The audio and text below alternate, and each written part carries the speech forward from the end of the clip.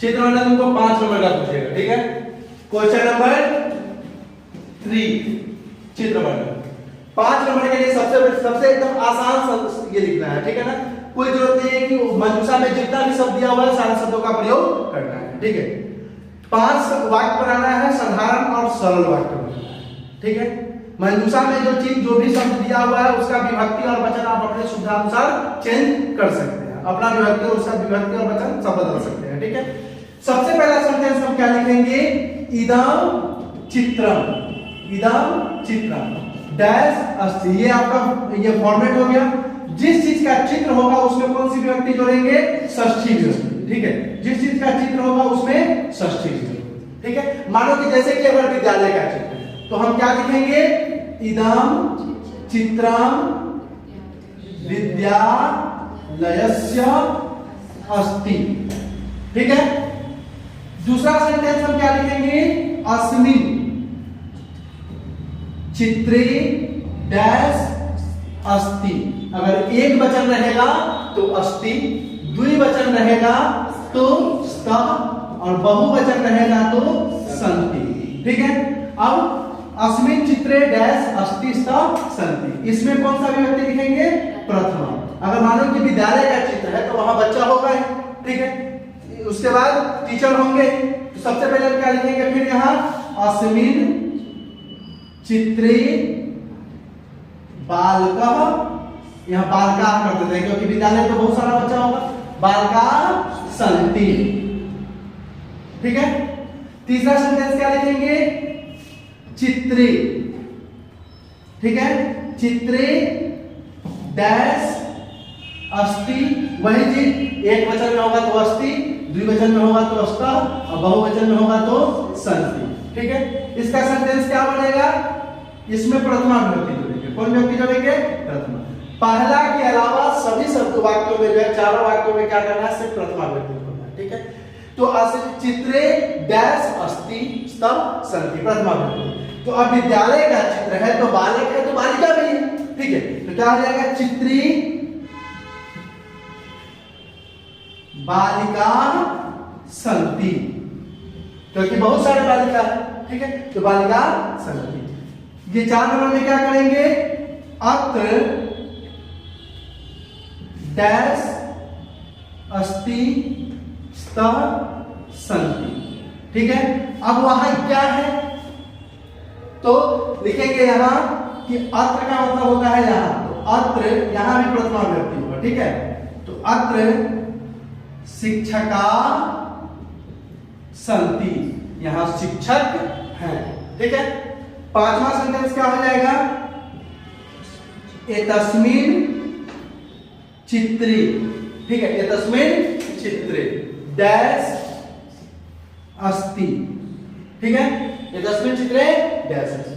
अब यहां भी प्रथमा विभक्ति का प्रयोग करना है। यहां कौन सी विभक्ति का प्रयोग करना है, प्रथमा। यहां अस्ति लिख सकते हैं, स्तः लिख सकते हैं, सन्ति लिख सकते हैं, ठीक है।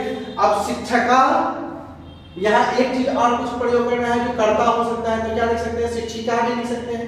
तो क्या लिखेंगे, एकस्मिन् चित्रे शिक्षिका, शिक्षिका एक है तो अस्ति, अनेक रहेगा तो सन्ति, हो गया। बस यही ध्यान देना है कि आपको बस ये फॉर्मेट याद रखना चाहिए, ठीक है। ये फॉर्मेट याद है, 5 नंबर आपका कोई नहीं ले जा सकता, 5 नंबर एकदम आसान, ठीक है। इस 5 नंबर के बाद अगला क्या है, 4 नंबर का और शॉर्ट में बता देते हैं।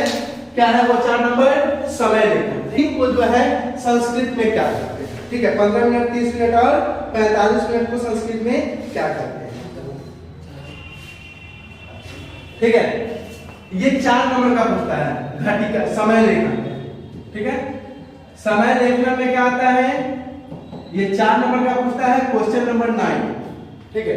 क्वेश्चन नंबर 9 ये 4 नंबर का पूछता है। इसमें आपको क्या ध्यान देना है, सबसे पहले कि 1 से 12 तक के संस्कृत हम क्या करते हैं, 1 से 12 तक की जो संख्या होती है उसको हम संस्कृत में क्या लिखते हैं। जैसे 1 2 3 4 5 6 7 8 9 10 11 और 12, ठीक है। अब 1 को क्या बोलते हैं, एकक, 2 को द्वि, 3 का त्रि, 4 का चतुर, 5 का पंच, 6 का षड, 7 का सप्त, 8 का अष्ट, 9 का नव, 10 का 10। यहाँ यही ध्यान देना है, तलाक शब्द 10, ठीक है। अगर दंत सा लिख देंगे तो वो हिंदी का होता है। 11 का एकादश और 12 का द्वादश, ठीक है। अब इस 12 संख्या के बाद आपको क्या ध्यान देना है कि 15 मिनट, 30 मिनट और 45 मिनट को संस्कृत में क्या कहते हैं। तो 15 मिनट को संस्कृत में बोलते हैं सपाद, 30 मिनट को संस्कृत में बोलते हैं सार्ध और 45 मिनट को बोलते हैं पादोन, ठीक है। ये कंप्लीट हो गया। अब यहाँ ध्यान देने योग्य क्या है, जैसे मानो कि 6:15 तो हम हिंदी में क्या बोलते हैं, 6:15 बोलते हैं। 6:15 को 6:15। तो सबसे पहले मिनट की संख्या, उसके बाद घंटे की संख्या, ठीक है। तो सबसे पहले मिनट, तो 15 मिनट का संस्कृत क्या होता है, सपाद। तो यहाँ क्या हो जाएगा, सपाद। अब यहाँ क्या है, 6 का संस्कृत क्या होता है, षड। तो क्या हो जाएगा, सपाद षड, ठीक है। उसी तरीके से मानो कि अगर आ गया 9:45, तो इसको हिंदी में क्या बोलते हैं, 9:45। क्या बोलते हैं, 9:45 बोलते हैं, ठीक है। तो पहले मिनट की संख्या, तो मिनट का 45 मिनट का क्या होता है, पादोन, ठीक है। और यहाँ 9 नहीं ना बोल रहे हैं, 10। तो जब भी किसी भी घंटे की संख्या के बाद, घंटा की संख्या के बाद अगर 45 मिनट हो रहा हो, तो घंटा की संख्या में 1 जोड़ देते हैं, 1 बढ़ा देते हैं, ठीक है। तो 9 को 1 बढ़ाएंगे तो क्या हो जाएगा, 10। तो क्या हो जाएगा, पादोन 10।